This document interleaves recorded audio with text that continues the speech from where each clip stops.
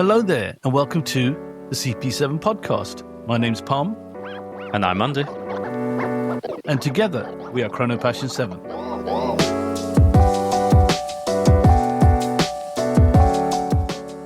Hello, and welcome to your favourite watch-related podcast. We have another guest today, a good friend of ours. Have you ever thought, right, I buy mainstream watches, but I want to move into something different. I want to go independent. So today's guest has made that transition, and we have none other than Ollie Al-Falah from the Limited Edition. Hello, Ollie. How are you doing? Hi, Palm. Hi, Andy. I'm doing great. How are you? Yeah, we're good. Good to see you, mate. Doing great. A pleasure to have you on the show, Ollie. So warm welcome.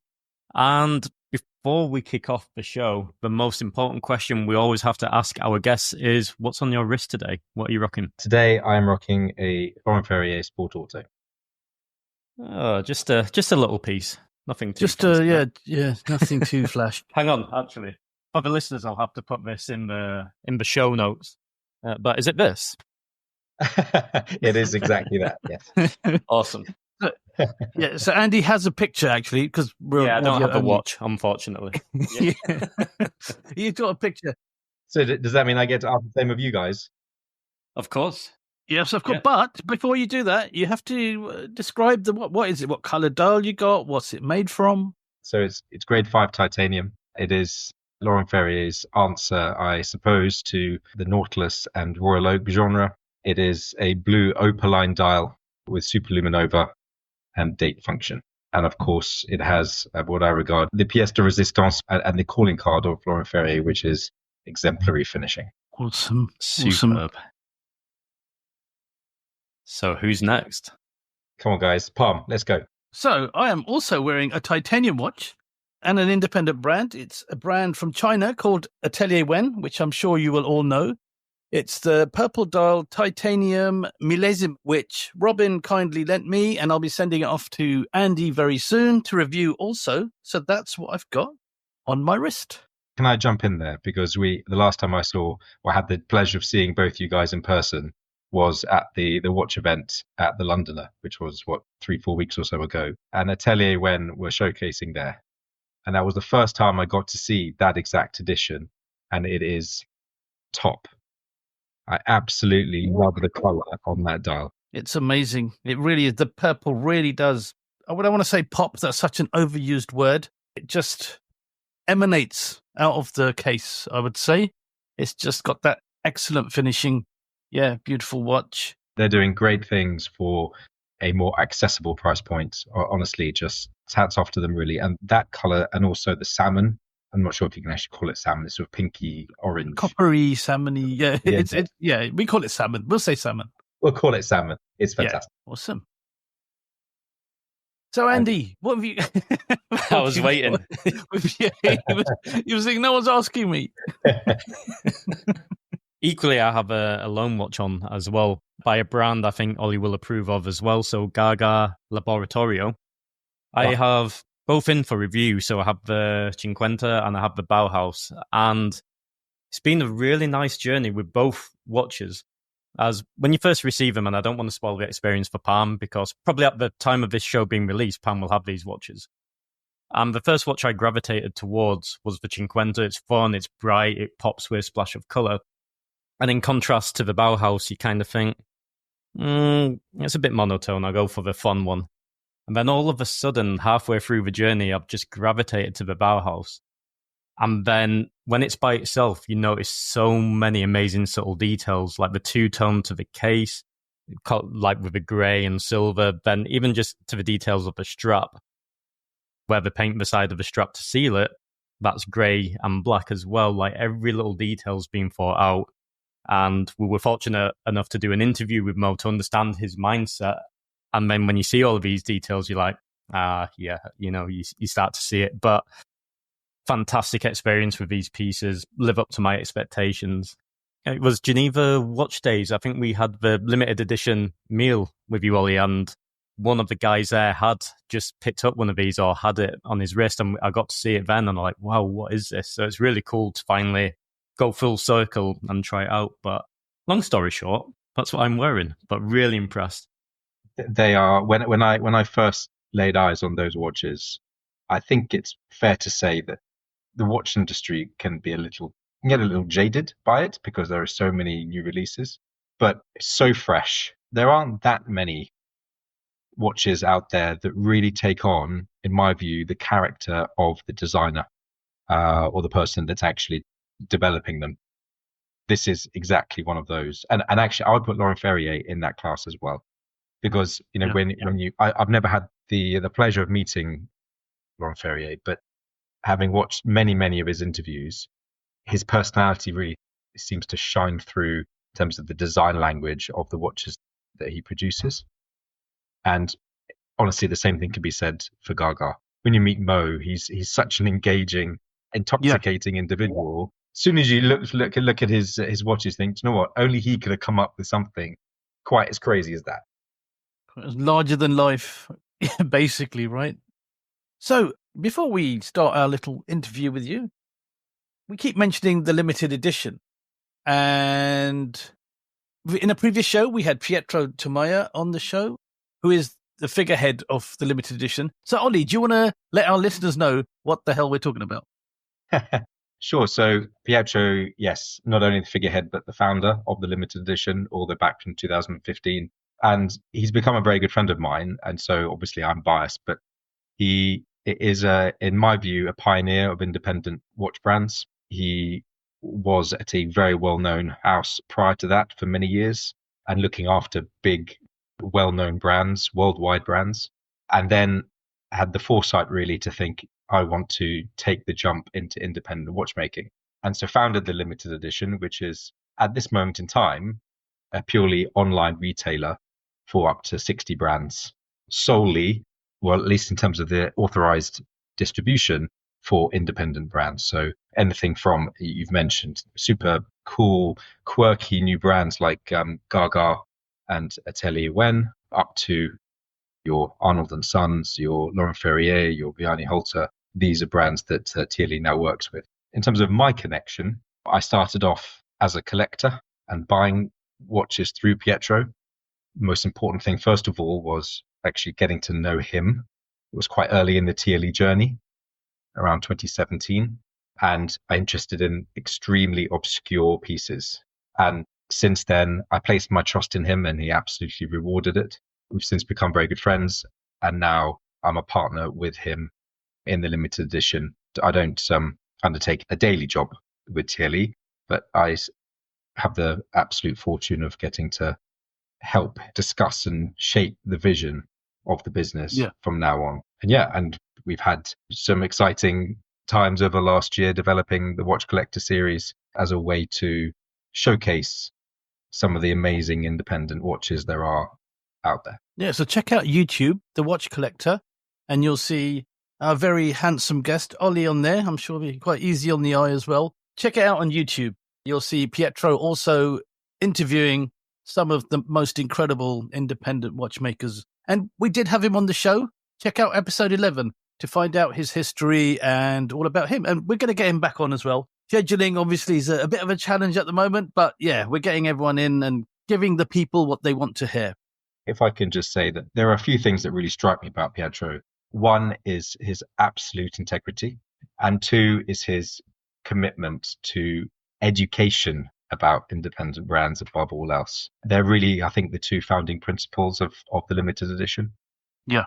And it's really modeled in his image. So, as I said, I'm biased because he's become a good friend and colleague, but I have a huge amount of respect for him. Yeah, and we have a huge amount of respect for you, not only for the incredible events you put on in London, which I must say are just some of the best nights out I've been on since I've been in this watch sphere, shall we say, but also when we meet you in Geneva and at Watch Pro, it's one big family, which is what this is all about, really.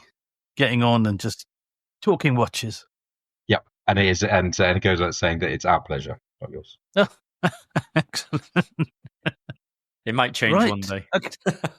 It might. Yeah, we might stop getting invited. You never know how this show goes. Yeah, I'll make the memo. I'll make. He's taking notes. He's got his pen out. Yeah. We'll bar you at the door. Yeah. Right. Okay. So first of all, we're going to get the origin story from you, Ollie. We're going to ask you how you actually got into your initial watch, not even collecting, watch enthusiasm or your appreciation. Give us a little story of how you started off. The first watch that I actually chose to wear myself was, and I think probably at least 80% of whoever listened to this will identify, was of course a Casio calculator. All the way back when I was 11 years old. In fact, it wasn't just a calculator; it was the one with the TV remote. Ooh.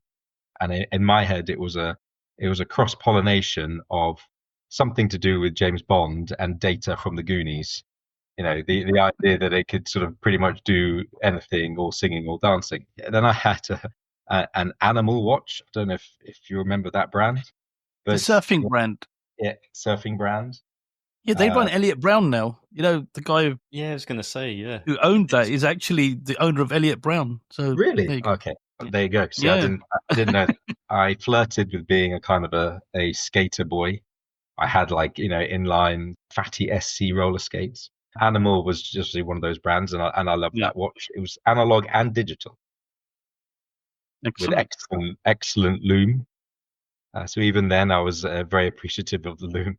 And then I think, again, like probably millions of people around the world, I was about 13, 14 years old, and I watched GoldenEye, and I saw the Amiga Seamaster 300 that he was wearing. And from then on, I had no idea about the cost of these things. I just thought it was very pretty. And obviously at that time, loved Pierce Brosnan as Bond. And, I always said to myself, that's the watch that I would love to wear. I didn't even really consider building a collection, even though I still have the animal watch. Unfortunately, I don't have the Casio calculator. I pretty much focused on that. And then I was very fortunate that journey was started by my parents. They gave it to me as a gift, the chronograph version, when I was 25. What a gift. Yeah. That's what kicked it all off, really, about 16 years ago. Wow. It's interesting. You said you loom at a young age. I mean, loom's something that people just get into now.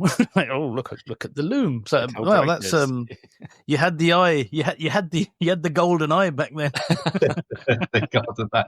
Yeah, it was incredibly well loomed, and it even had, if I remember correctly, the terminology, analyte. And so the part digital on that 6 o'clock would, if you press one of the buttons, it would light up, as well as the loom on the analog part of the dial. Wow, that's interesting. I've not heard anyone looking at loom in their youth. There you go. Yep. The youth well spent. Exactly right. Instead of, I was the one who was much more likely to be found sort of staring at his animal and a watch, or whatever the terminology was, and probably playing N64 GoldenEye. All right, okay. And Mario 64 than I was out kind of chasing girls. Fair enough. That came later. It was so good. Came later, yeah, but that's why they call us watch nerds. GoldenEye on N64 was. You must remember, Ollie, the bit where you have the laser on the watch and you're cutting out the floor on the train. Oh. In the actual game, it's like the coolest thing. Coolest thing, and honestly, whoever developed that controller deserves a medal. Yeah, it was bizarre, right? But it worked. Works so well. Yeah. Gosh, nostalgia rushing back. Exactly. That would lead nicely into my first question, and it's a bit different because it's fast forwarding more into maybe where you are today within your journey, but more your experience with independent brands. And the question is, it's maybe a tough one as well, but which independent brand would you say really made an impact on you? What made you just get the bug for independence and think, you know what, this is a passion I want to get involved in? And predominantly that's what took your collecting journey as well into the independent route. Was there a particular brand what triggered that, or was it more the scene in general? Absolutely. And I think the brand that really triggered it was HYT. Wow, okay. In my view, for me, it probably single-handedly pushed me quite deeply into independence, because here was a manufacturer that was genuinely challenging things. And let's face it, a lot of watch manufacturers come out with statements like, we've reinterpreted telling the time. Well, these guys really did. And it was actually one of the watches that I first contacted Pietro about back in 2017, I think it was. And it was the HYT Skull Green Eye, which is a massive piece, titanium black DLC coating, lime green liquids to tell the time, no minutes, literally just the liquid going around the skull. And I saw it in a magazine and I thought, that is mental. Who the hell comes up with this stuff? And I said, I'd been introduced to Pietro, and I said, do you know where I can get this? And he just so happened to have had a conversation with HYT recently. And he said, look, we're actually looking to become ADs. And if you give me some time, then I may be able to help you. So the rest was history. When he got his hands on the first Green Eye in the UK, I believe, he sent me a message and said, hey, would you like to meet? And we did. We met at the Lansdowne. He showed me it and I was blown away. Wow. So HYT is to thank for your whole journey and also the connection with the limited edition as well. So it's amazing, right? There's one thing to have a dream, and there's another to actually put money where your mouth is and put it into production and say, actually, we really believe that there's a future in this. And I am a massive fan of what HYT stand for, and I've thoroughly enjoyed wearing their watches. They're just unmistakable for anything else, and in my view, don't get the credit that they deserve. Yeah, I think that's fair, and I understand that at certain points as a brand, I think just due to the ridiculous innovation what they do, have almost gone bankrupt at points to produce the pieces they have done, but just from sheer belief pulled it back, and here they are today, right? But it says a lot about a brand when they're willing to take that risk. Any brand needs to develop a following, and there needs to be a reason to buy more than one watch from that brand. And in my humble opinion, and I actually did share this with a previous CEO of the brand, is that originally, once you had one HYT, you didn't really have a reason to have another, because you already had the technology of the two immiscible liquids, going from 6 to 6. And of course, you can't forget the retrograde action, which is just awesome. But they didn't have any other reason to buy one. They didn't have complications. There was no moon phase. There was no annual calendar. There was no perpetual calendar. And so I think, for example, when they restarted, as you correctly say, following a period of instability, bringing out the Moon Runner, which is a phenomenal piece, especially in sand, I think. And then they have another piece, which is a gyro tourbillon with, I'm not sure of the stones that circle around like planets. Yeah, that's the kind of stuff that you think, what, HYT, that's literally the stratosphere you need to be working in. Yeah, hats off. I think that was mine and Pam's very first experience at Geneva Watch Days.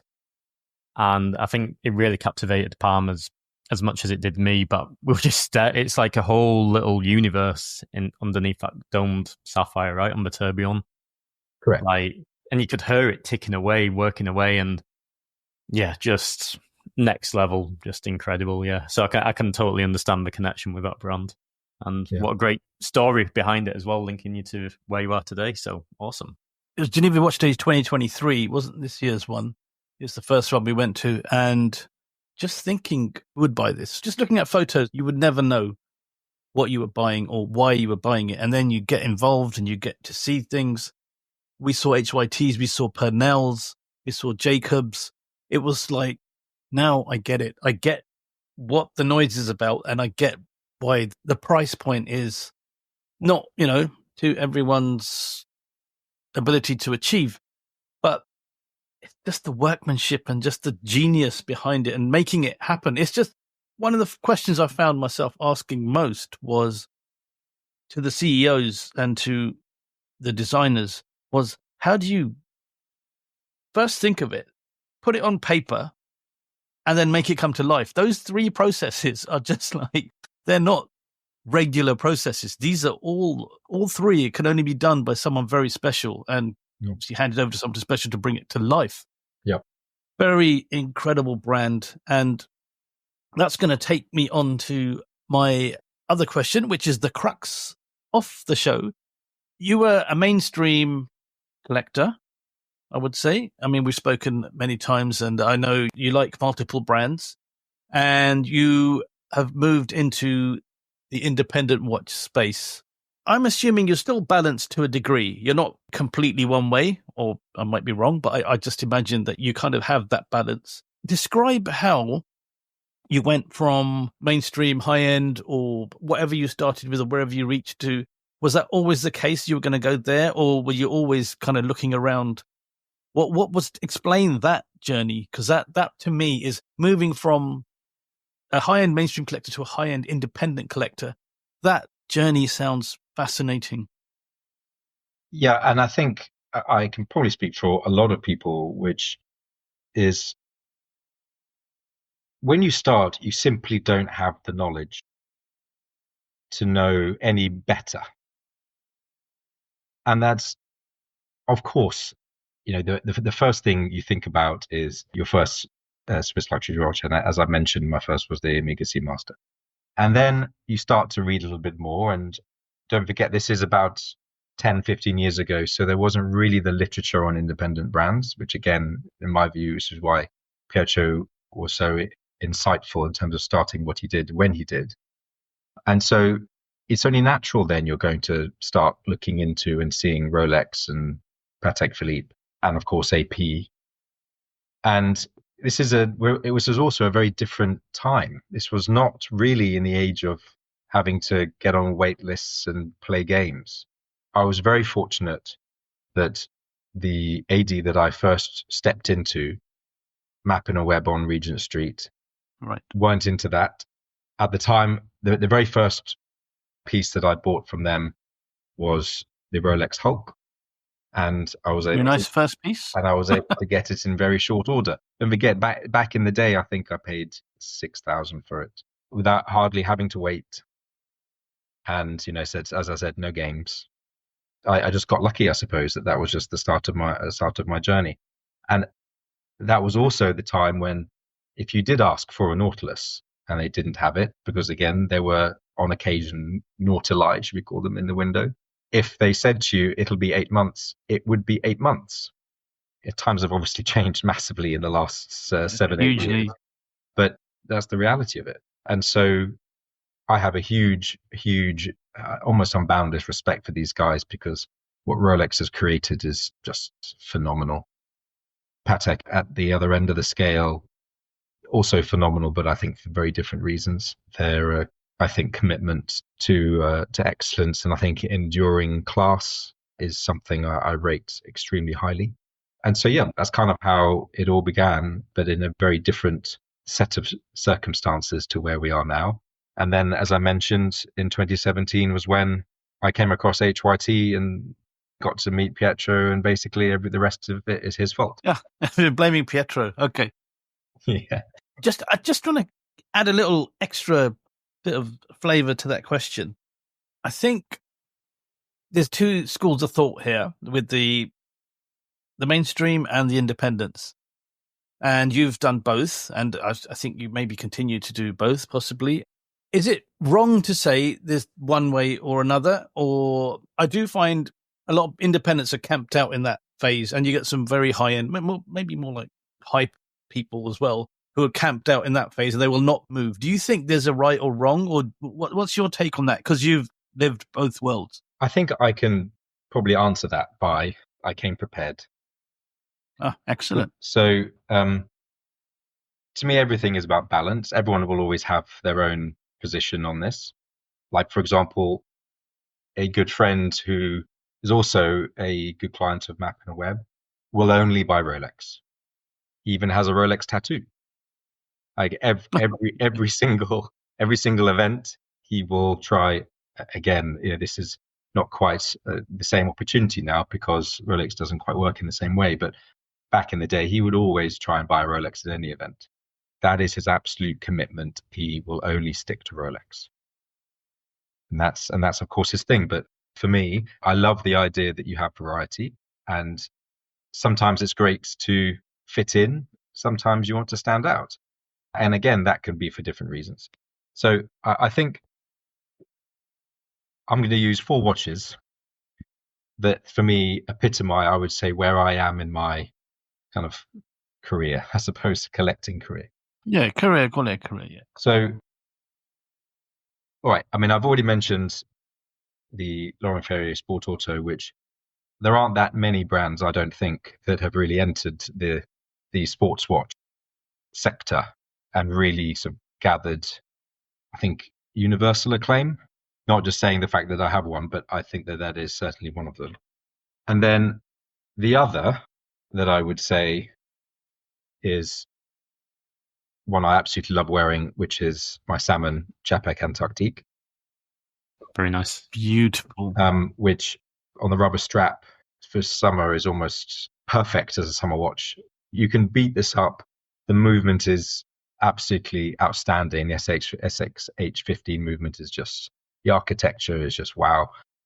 Jean-François Moujon is a genius as far as I'm concerned. And just very, very simple, elegant, love the color, stands out for me for all the right reasons. We don't even need to, in my view, talk about the link between Czapek and Patek from 180 odd years ago. Yeah. It's just a very pretty, well-made watch in its own right. And again, one of the few pieces out there that can really say they've cracked from the independent sector, the steel sports market. So that kind of gives you a flavor of my view of the independents, but I tend to only keep out a few pieces at a time for obvious reasons. But of course, the big boys are also really important too. So this is my first ever Nautilus, 5726A. Ooh, wow. Just, the design for me is just absolutely out of this world. And so how can you really bet against a brand like this, leaving aside Cubitus, which you may not recent comments. Yeah, later on. But we won't talk about those. But you have to have the highest regard for what Patek had done for that. And then this may be a little bit left field. In my view, one of the real kind of new entries as a potential icon of, especially in the super flat, is the Bulgari Octo Finissimo. Yeah, beautiful watch. Yeah, I love that. Most people will see it's Bulgari. They're not watchmakers. What are you doing? They're a jewelry manufacturer. Some people may well think the same about Cartier. But I delved into the Bulgari history, and these guys have been making some serious pieces for the best part of 100 years. When they released the skeleton version, I was blown away by it. And the level of finishing and the sheer depth of the facets on the head of the watch. Plus, it's 8 days. I mean, there aren't that many manufacturers who have an 8-day power reserve on their pieces. Said to me that's something that has the potential, if not already, to become its own icon. So I think that probably gives you a flavor of where I am, which is that as far as I'm concerned, there's more than enough love to share around between the mainstream and the independents, and you can love them for different reasons. It's also interesting that you have sports watches, but they're all on straps, apart from the beautiful Laurent Ferrier. But because you have such a balanced view on what your watches should be and what they should look like, you can't go for that generic look. What would you say about that? I mean, I for example, I changed the Czapek on the basis that I just love the pop of the color, but the bracelet is extremely comfortable. So yeah, this isn't because I particularly prefer straps over bracelets, especially on a sports watch. But yeah, that's the reason for that. I went for the bracelet on this, the strap on this, on the Octo Finissimo. It's a leather strap you got there, right? Leather strap, because I feel that this balances out the head in a more congruent way than the bracelet does. I felt the bracelet was it's just too much. It's kind of an assault on the senses. If you've already got so much going on the head, that for me, if you also have full rows going on around here, it's just that's just my personal preference. I just think it wears better on me. No, I have a serious love for bracelets, straps. Doesn't matter. Okay, I just thought maybe there was you have more of a strap. No. I don't know. Yeah. Okay. Just coincidence, maybe. Yeah. I do have another question, but I have a bit of a side question. It's just linking to Bulgari, but how do you feel when people say not a watch brand, they're a jewelry brand? Like you get this with Cartier as well. Like how do you feel about that with these kind of brands? Is there a lack of education, would you say, within the industry, or not the correct marketing to educate that kind of viewpoint? Yeah, I think it's exactly that. If you Bulgari have made some absolutely unbelievable pieces. Same as, and people won't like it, but Louis Vuitton have done the same. You look at some of the nominations for GPHG this year. Wow, these one-off petite sonneries, or you've got little butterflies coming out of the dial. I mean, it's just exquisite. So these guys have the potential, for sure. It is a marketing part of it, or issue, I should say. It is a lack of education as a result of the marketing, because most people, if you think of LVMH, you think of their monogram bags, don't you? You're not going to think of their watches. And with Bulgari, you're going to think of, these serpentine bracelets, that women love. Yes. But then because of that, people have the wrong impression, but they do make some serious pieces. Yeah, absolutely. I think equally it's the same with Hermes and brands like this, right? It's just don't get the recognition they deserve. But yeah, I'm just curious of your thoughts around that. Leading into a bit more of an open topic, but how do you see the industry at the moment? Like, I know myself and I know Pam also has particular views which we can also share, but do you feel there's a bit more hype around more independent brands? I'm not just saying this due to the outlet you come from. It's not to do with that. But I'd say, honestly, that there seems to be a lot more excitement and shift around smaller brand releases lately, or more independent brands, than there is like the major brands at the moment. Do you see that same kind of pattern from your side? Are you seeing a bit more of an uptick in the pieces like Atelier Wen, for example, is a great example? Are you seeing more of an uptick in interest? From a personal perspective, without shadow of a doubt, I think there's become an element of becoming jaded with the releases from big brands. And again, that is not in any way to demean my respect for them. They're unbelievable. But do we really need? For example, I was particularly underwhelmed by the Bruce Wayne Rolex.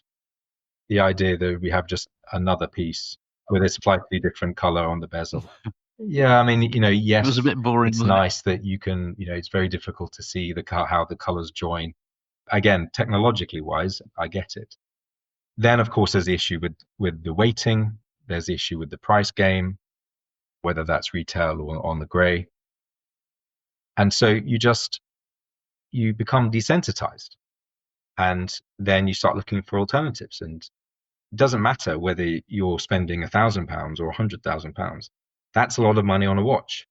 And so you should, absolutely rightly so, look around and see what other options there are.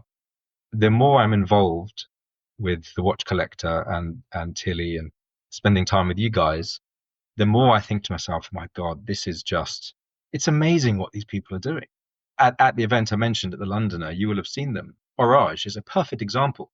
These guys have got a full titanium tourbillon for £13,000. I mean, you put the word tourbillon against any of these brands that I've just showed you, and you're 10xing the price. Well, maybe not quite. I think you can buy a tourbillon from Bulgari for about 80 or 90,000, but you're 5 or 6xing the price. That's unbelievable. Yeah, you're hitting six figures basically, aren't you? And you've got small batch, really high attention to detail, beautiful movements, finishing excellent. You can see the provenance, for example, from a brand like Orage. You can get to meet them. That's something that I think is so important that people just, if you're really into watches, the idea of getting to meet the guys who are making these pieces, it really strikes a chord with me, right? Because you get to talk about your passion, and that's what this is all about. I think you've hit the nail on the head there. And even when you go to larger events, which are fantastic, like Watches and Wonders, it's always the smaller brands who you actually get to meet the CEOs. You get to sit with the CEO and you get to understand the genius behind what's being created, right? As that's kind of lost with the bigger brands. Like, they have great representatives, of course, but you don't get that same personal connection like you do with the smaller brands. I think a great example is going back to Higgett, one of the guys there at the Londoner again. Just so much energy once you meet a brand like that, and the personalities, you understand the concept straight away behind the creation, what they're making, right? And you can say that for many others, but just using that as an example, because I think that's where we bumped into each other, just at that stand. Yeah, exactly. And that, these guys, they come up with such a great idea. Yeah. And again, they put their money on the table, and their balls on the table, as it were, and said, you know what, we're really going to go for this. And that hasn't been done before, so let's do it. Yeah, absolutely. So where do you think the industry goes next year? What do you think is going to lead the way? What's going to be the trend of 2025? Oh, trend of 2025. Or what would you like to see? Well, I think the upward trajectory of independence will only continue, particularly now. We've got such great festivals of watchmaking. We got to spend some time together at Geneva Watch Days. Of course, it's Dubai Watch Week next year. And the more these brands showcase and the more coverage they get, then I think we are at a real turning point in independent brands and how they're viewed by the public. I very much hope that the days of hype and overpaying for pieces has gone, and now we get to see what the true value of things are. And with the introduction of quality independent brands, that's something that we will only see more of. And if people put out of their mind that they're buying a piece for an investment, let's not get beat around the bush here. Of course, it's great if a piece you've got goes up in value, but I can honestly, hand on heart, never bought a piece where I thought to myself, you know what, that's amazing because I'm going to earn loads of money out of it. It's because I love it. That's it.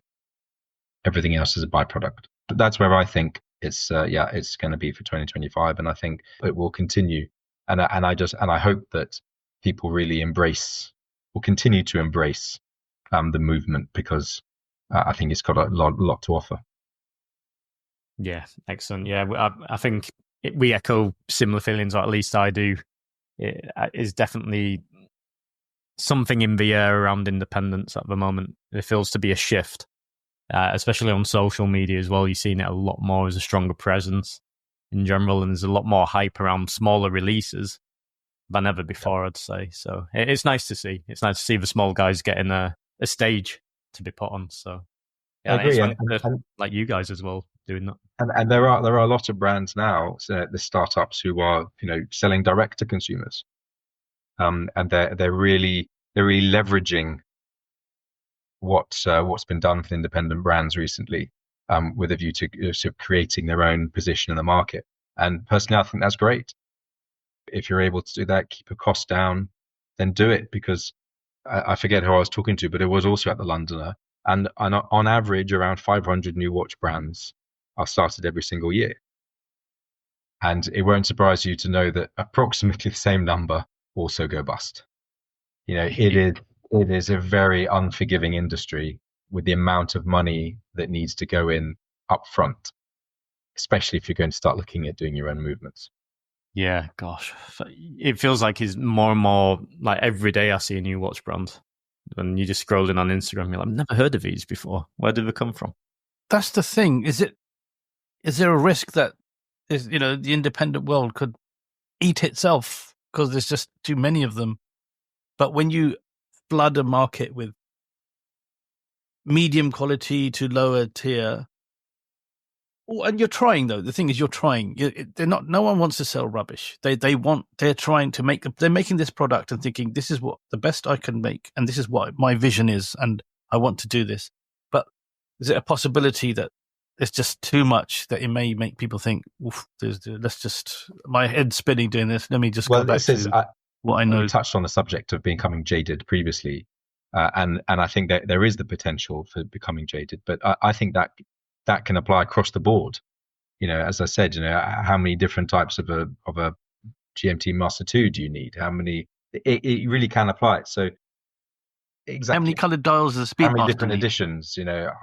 It is crazy when you really think about it. Those that are genuinely innovative will remain. Those whose designs nail it, and that's both inside and out, including their movements, will survive, and people will love them, and they will garner a following. Because whether we like it or not, whether it's mainstream or not, we're kind of a cult, I think. Watch guys, watch girls, watch nerds, whatever you want to call us. Yes. Because we love following, we love hearing about new things. And one of the things that honestly really strikes me when we have our events is the turnout and the passion from the guys like you when we come and get to meet the guys from Arnold & Son or from Czapek or from Mirage, and you get to understand what goes into it. And when you watch people's faces, most of it is literally enlightened as to what they're saying. You can see the joy that they're getting from learning about the development and the design. And that's kind of why we're here. Yeah, brilliant answer. Great answer. So the cream will always rise to the top on it. So, and long may there be loads of great brands that produce good stuff. This is the thing. This I'm going to ask some couple of fun questions now as well. It's almost that. Do I moving away from your safe zone? It's almost like, let's say religion, right? Let's say independence is like a religion where you kind of think, do I want to be that committed? Do I want to be one of those people that's, one of those religious, that kind of, I wouldn't say cult, but those, you're completely moving away and it's a rabbit hole that you're just going to tumble down further and further and further. And you think, I'll save myself. And is there, with independence, do you think there's salvation? Is there salvation? Of course, in the next purchase. Okay. I think case in point. and that's one of the things that, all jokes aside, it is an expensive hobby, and it's a potentially dangerous one as a result. I know I've got a friend that has a serious collection, and there are times when he will see a piece, and some of them are extremely expensive, and he will have not that much in his bank account left for the end of the month just to make sure that he's bought that piece. He just loves it. Like, that's just his thing. Ultimately, as long as you're happy, then that's all that really matters. But look, it's a phenomenal industry. It's something that we get to talk about, and it brings people together. Like, honestly, that's one of the things I've loved about becoming involved with limited edition, loved about doing the Watch Collector, is getting to meet some really great people, and it's so great to be surrounded by like-minded individuals who you're also able to debate with, just like we are, and have open conversations about a topic that we love. Yeah, I was talking to someone on Instagram today. Actually, we're talking about what kind of came to the point where it's an expensive hobby, and then her comment was, but if it was cheap, we probably wouldn't go for it. And this is the thing, right? If something's too cheap, you just, no, hang on, no, I'm not sure. I'm not too sure about it. I'm wary. But then it was like, but this is what us watch nerds do. And I said, we're kindred spirits without logical reason. I think that's basically what you could call her. When I first started talking to Pietro very seriously about the business, I asked him whether, and it's just purely playing devil's advocate, whether limited edition had too many brands. His answer was not what I expected at all. But then again, as I thought about it, it was the obvious answer. And that is, he sees, and now I absolutely share that vision, that these guys are artisans. And if you start to think about how many new artists there are out there who are producing paintings, or sculptures, I would probably hazard a guess that there are way more than there are starting watch brands. And I see them as art on the wrist, and it's whatever piece speaks to you. That's why you go for it, whether it's the shape, whether it's the material, whether it's the the color, the combination of all of them. That's how it talks to me. And so if you start thinking about them in that way, then I think perception changes completely. That actually has led me into a question I was thinking about asking, actually. I've been thinking about this anyway. So they say we have two parts of our brain, the left side and the right side. They think they do different things. The left side is logic, mathematics, reasoning. And that's what I would say. Would you think that's more your mainstream play it safe? They think with the left-hand side. And then the right-hand side is your creativity, your musicians, your artists, your this and that. So would independent watch design, not so much designers, because to be creative, obviously you're using that, but the people who buy the independents and like the artisan side to it, do you think they're more right side of the brain thinkers, or do you think I'm just possibly rubbish? I think difficult, and last you want to do is offend anybody, but potentially more risk takers. Prepared to take a chance. Okay. Prepared, as I said, prepared to put their money where their mouth is. The chances are, if you buy a Rolex or you buy one of the Holy Trinity, even if you do want to sell, you're not going to lose a huge amount of money. Yeah, of course, so that's always the safe bet. That's absolutely true. But then it depends on your Venn diagram, and what you value, and what you really value is having something that is not even necessarily a one-off, but maybe a one-off in that room that you're going to be walking into, and not for the wrong reasons, not, for example, too gaudy, or because it's genuinely horologically interesting. Then I think, there's nothing wrong with a bit of peacocking, Apon.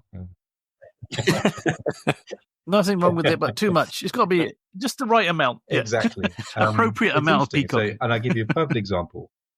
I was invited to a Rolex event at the Victoria and Albert, and normally at these events they say please wear Rolex timepiece. They didn't on this occasion, and so I thought to myself, I'm going to wear my Czapek. I walked in before I had even picked up a glass of champagne. Someone walked over to me and asked me, "Is that the Czapek Antarctic Passage de Drake in salmon?" And I said, yes. Wow. And we ended up having about a 20-minute conversation because he had desperately tried to buy one, but there were only 99 of them and they'd all sold out. So that is the kind of interaction that I love, because it's an icebreaker, it's a conversation starter, and if you're really into the subject, then there's nothing better.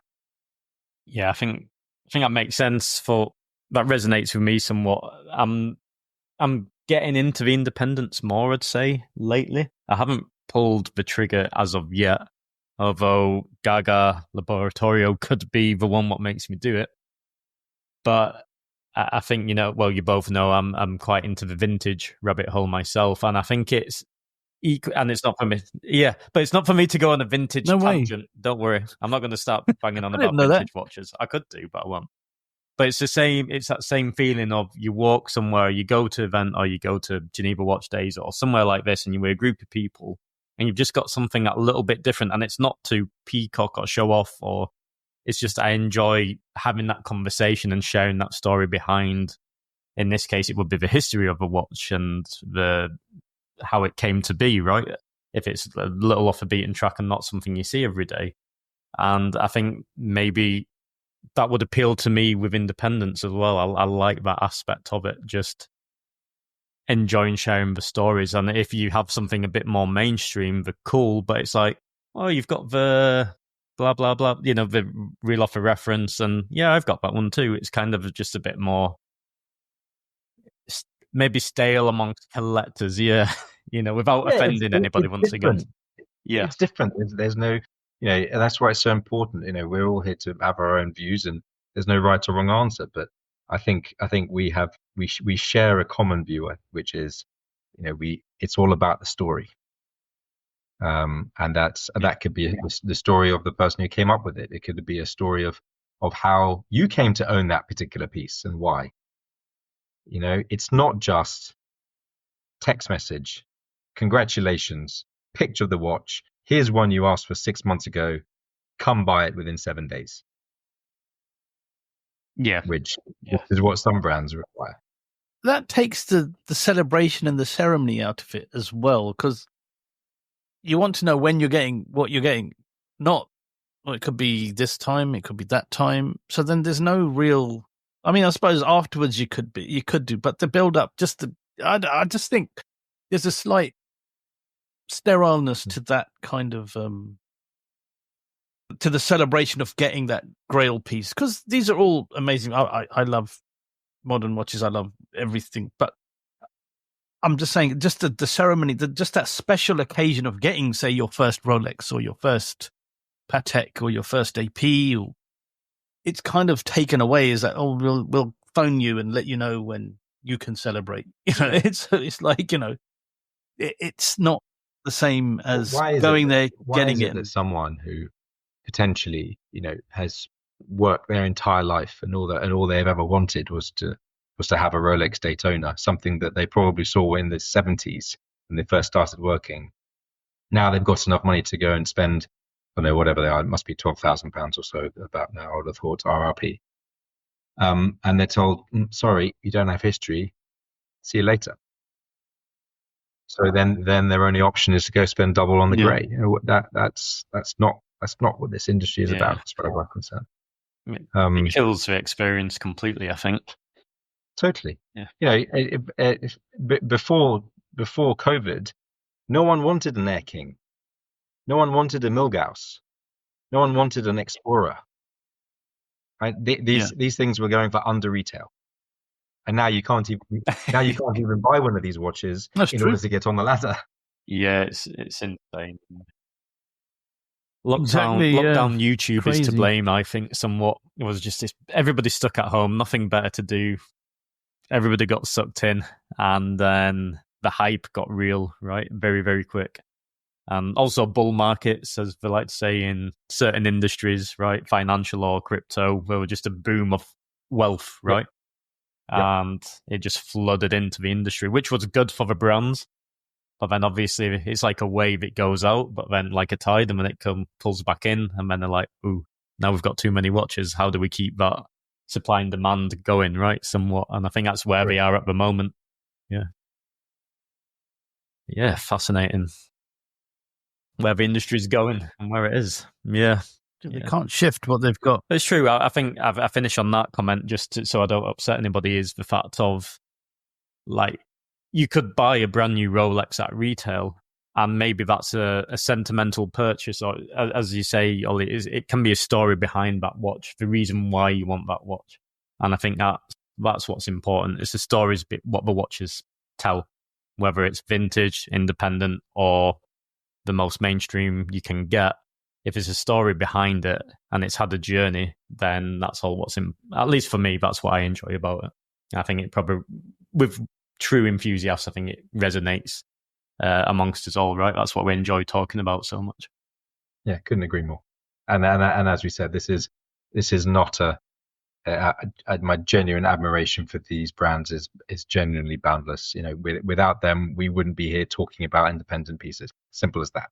So yeah, exactly. Yeah, without those guys, it's a symbiotic relationship, right? You can't have one. You need them to work together to make the whole industry as big as it is, and as interesting and exciting as it is. But just feel very fortunate to be part of this particular new wave, I suppose, of brands and enthusiasts as well.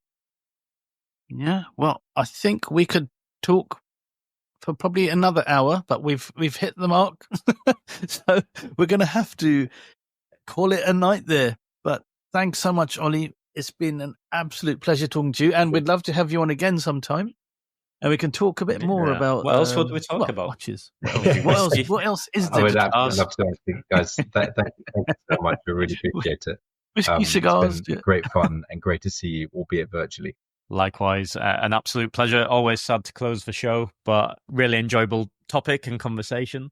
So we haven't plugged it, Pam. We've kind of dropped the ball this week. Not once. We haven't. So if you made it this far, we dropped the ball. Please go to our website for all the show notes. So that is over at www.chronopassion7, as in the number 7.com, where you can have the best audio-visual experience. And I will give one last little nudge as well. What's really helpful for us is if you just give our podcast a rating as well, whatever podcatcher you're listening on, whether it's Apple or Spotify. It takes a few seconds just to give a review of the podcast, and it helps us massively within that algorithm. So if you can take that little moment to do that, we'd be extremely grateful. And thank you so much for listening. And that is adios and hasta luego from Barcelona. And I'll speak to you all on the next one. And as Andy says, farewell from Barcelona in Spain. As Ollie says, farewell from London. And likewise from London, it is Toodle Pip and laters. And we'll see you and you'll hear us in the next one.